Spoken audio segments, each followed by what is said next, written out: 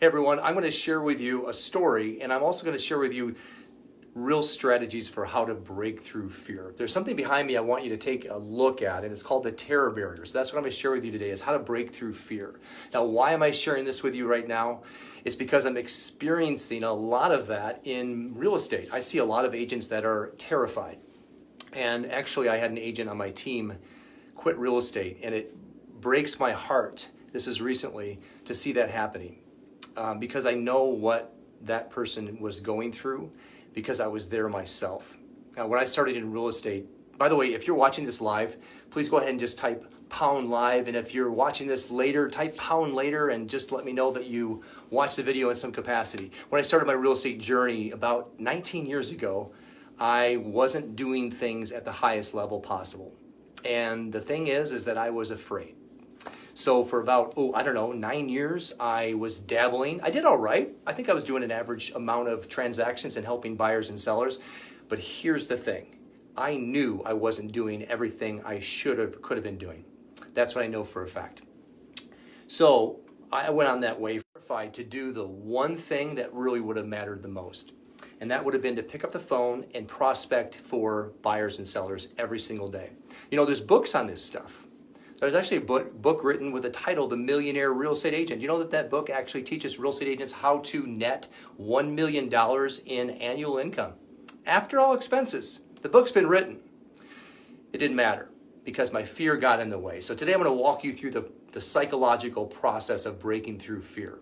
The first step in that process is not even really having a goal. This is when people are over here in bondage. Now I want to share with you, we use the stick person analogy to allow us to see with a graphic illustration of the subconscious body connection. So when you are in bondage over here, you're not going for anything big.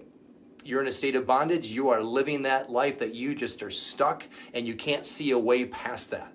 And you're setting low goals. You maybe go for New Year's resolutions, but you really don't accomplish much. And you're not going for big things, okay? So that's in a state of bondage. Now, the thing about bondage is that you're an X. The reason why we're using X's here, because you're an X-type vibration. Thoughts lead to feelings. Feelings are just our way of describing our vibration, okay? It's a word we made up to describe the state that we are vibrating in. So you're having negative thoughts, which lead to negative feelings, which lead to negative vibrations.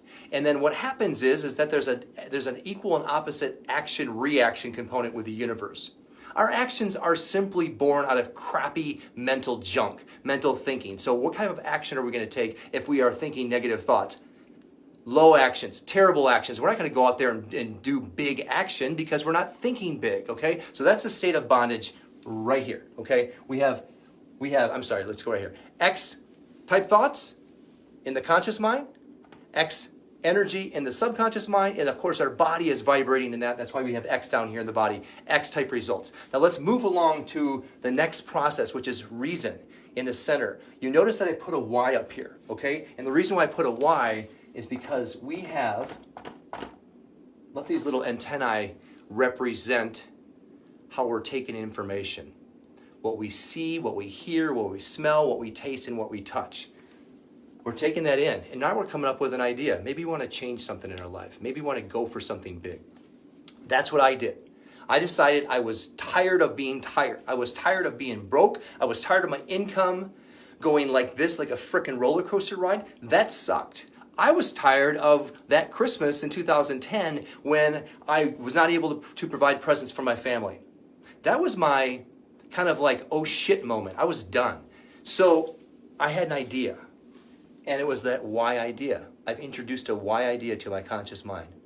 And guess what? That's where it sat, in my conscious mind. And it took me about 5 months to finally do something about that. You see, that's what people do. That's what we do. You get an idea, you get inspiration. Oh, I have an idea. Well, here's an example. You go to an event. Let's say you go see Tony Robbins. I went to see Tony Robbins, UPW. I went to a second event. And it is a rah-rah fest. I'm talking massive energy, people jumping up and down, high-fiving for 3 days in a row. You don't sleep, you don't need sleep, you have plenty of energy. You have a why idea. He planted it in your mind. That's where it sits. Now guess what? I drive home 3 hours from Chicago and get back to Grand Rapids. That why idea was still here. I was going to take over the world, baby. I was going to do big things. That didn't move. It sat right there. It was an idea. It was just an idea. You see that? So I had a why idea, a new idea that I introduced to because Tony, hey, it's Tony Robbins, okay? But guess what? Tony didn't get and ride shotgun with me back to Grand Rapids. He stayed in Chicago, and then he went back to Florida where he lives. Tony left the building. He didn't come with me, okay? So that why idea sat there. I didn't do anything with that, okay? And I didn't impress it upon my subconscious mind. That's where things start to change, because subconscious is in every cell of the body. And so in order for that to make our body move into action, and we need to impress the why idea into the subconscious mind. And you do that through a process of repetition. Repetition of an idea. Tap, tap, tap, tap, over and over. Think about marketing, how that works. The branding happens every day. It's repetitive. Tap, tap, tap. That's how you get that why down into the subconscious, okay? So now we've just reasoned. We have a reason. We're thinking about it. I want to go for that goal. Oh, I want to buy that big home. Ooh, I want that new car. I want to go on a vacation, okay? So as long as you keep it up here, nothing's happening. Nothing's changing at all. You're just thinking about it, right? This is where most people live their lives, right there. Now, many live in bondage, and then many more live in reason. I'm just going to think about this thing. But they never do anything about it, okay? And the reason is because it's scary, and it stops them in their tracks, and that's exactly what happened to me.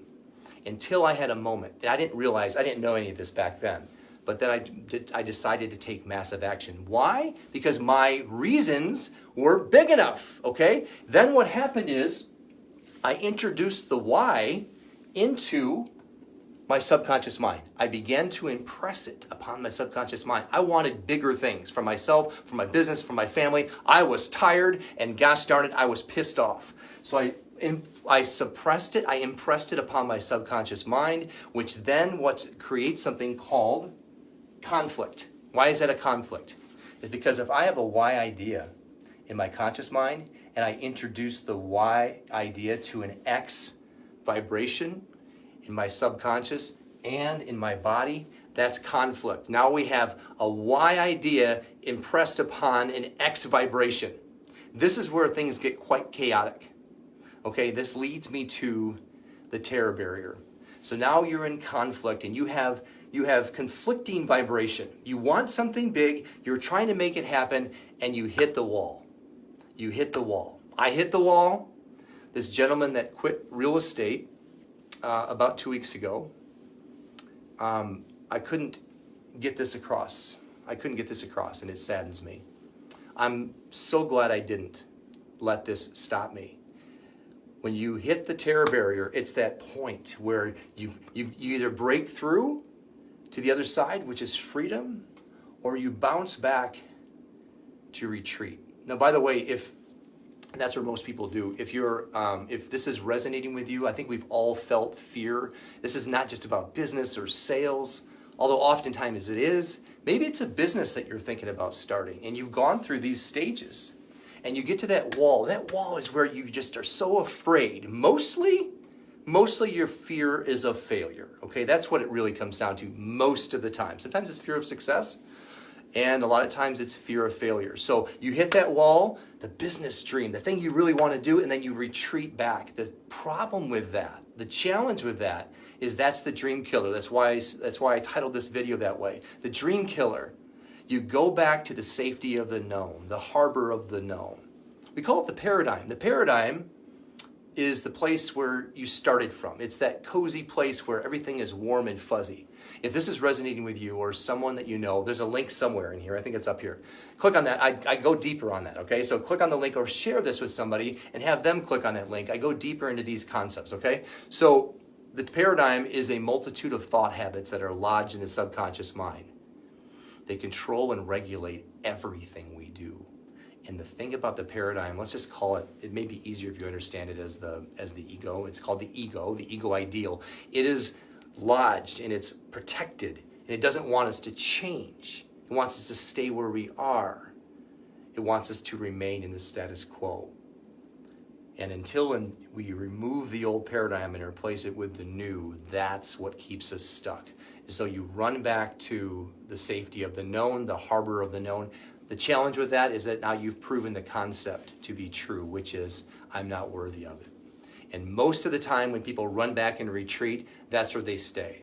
And they don't go after the next goal, or they don't go after the next dream, because they've just proven the concept to be true. You see, that's the sort of person that I am. I'm the type of person that retreats. That's it. See, that's why it's such a dream killer, such a goal stealer, a life killer, if you want to go for anything big, okay? So, what happens? How do you get through this? What do you do? Well, you've got to face it, okay? That wall is pretty thick here. That's a terror barrier. And when you break free on the other side, that's what we call freedom. Freedom. And if you studied success like I have, or like many have for a long period of time, what you'll find is that this is a necessary part of the process. It's super ironic, right? It's kind of paradoxical, where am I not trying to stay away from fear? The answer is no. The answer is no.